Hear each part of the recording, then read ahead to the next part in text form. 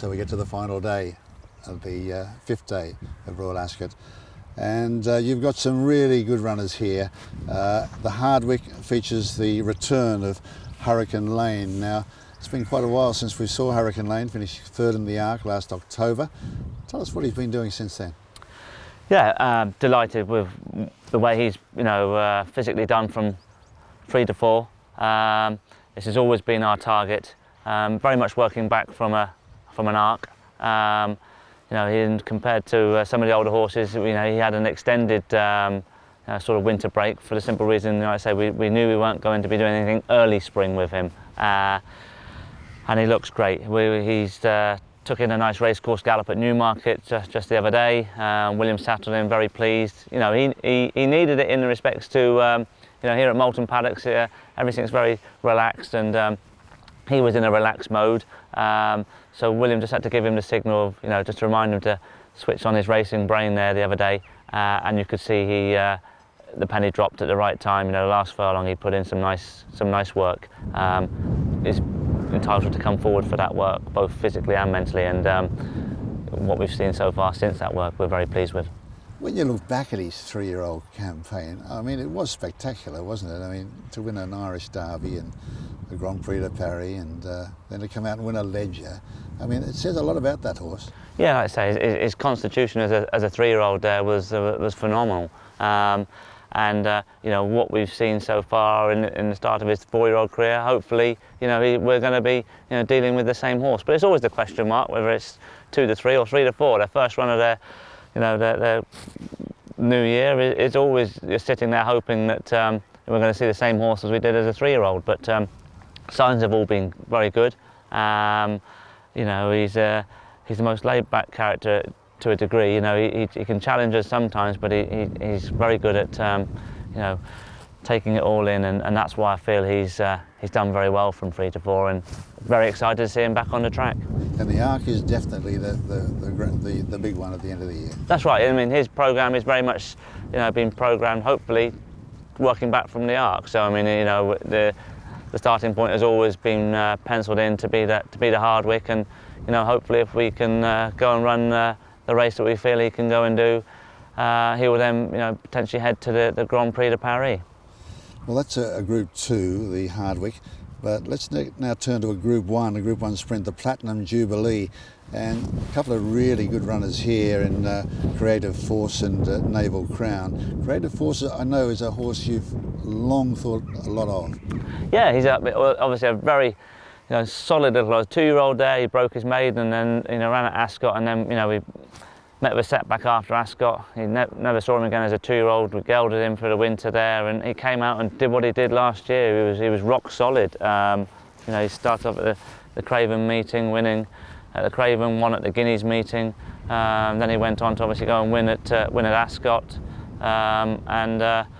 Obviously we saw him at the back end there, winning the Champion Sprinter on Champions Day. And he ran once in Dubai there, which he was a bit disappointing on the night, to be honest here, but I think he was just a typical horse there. That there's his first run back in sprinting company after his break.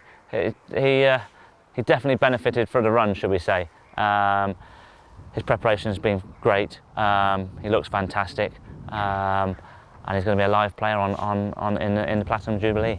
Yeah, in a very competitive race. Naval Crown, what about him?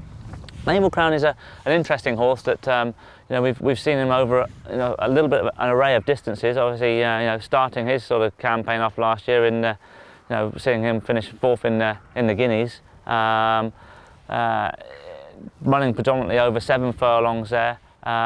We took the choice there after his run in Saudi to have a crack at the Alcos Sprint, and he ran a very fine race in his first start at sprinting level. As we know, it's a big difference from 7 to 6, and but he seemed to handle it well. Frankie was pleased with the way he ran that night, and again, his homework's been good. As we know, it's a good stiff 6 at Ascot. They're going to go hard and fast, so stamina will come into play over that. I know it's a sprinting distance, but you're going to need to see the 6 strong, and I feel that he could potentially be hopefully I'm not going to say a sprinting star, but sprinting, he's going to be up there in the top sprinting division this year. So you've found his distance. He's no longer going to be up and down the scale. You think he's at the 6? I think the stiff 6 suits him for sure. I mean, whether he end up potentially stepping up to the 7, possibly, but it certainly won't be any further than that, that's for sure.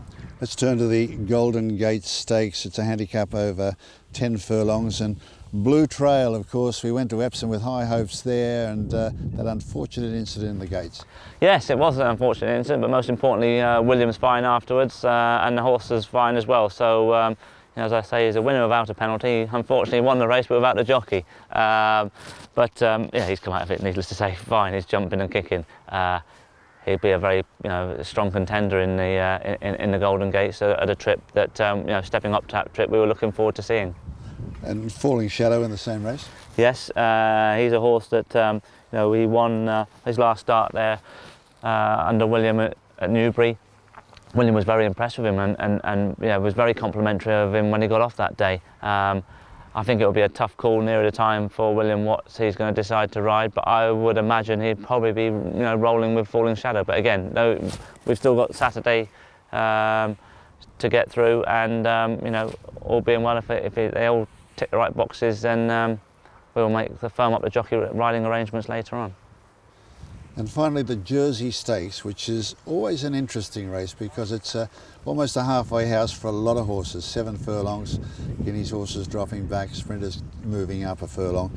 You've got Noble Truth in this race. What category does he fall into? Yeah, into that halfway category. We're sort of pitching at a level where, the back end of last year he finished second in the Lagardère, disappointed there after that run in soft ground. We ran him once, obviously, as you know, in Saudi on the dirt. It didn't end up to anything too exciting, should we say. But brought him back as a fit horse at Newmarket in the conditions event there over the 7, and he's a free-going horse. And the one thing you can't really do is try and take him back in his races. And William gave him a great ride at Newmarket, popped him away, got a nice lead on him, and he won well. But he's a horse there that going into Jersey, he's not going to lack pace. It's just hopefully he can see that stiff 7 out, because, like I say, he's not easy on himself, should we say. And you talk about the travel, you're talking about going to Saudi and different surfaces and all the rest. Do you find, generally speaking, that brings a horse on, it benefits a horse, a young horse?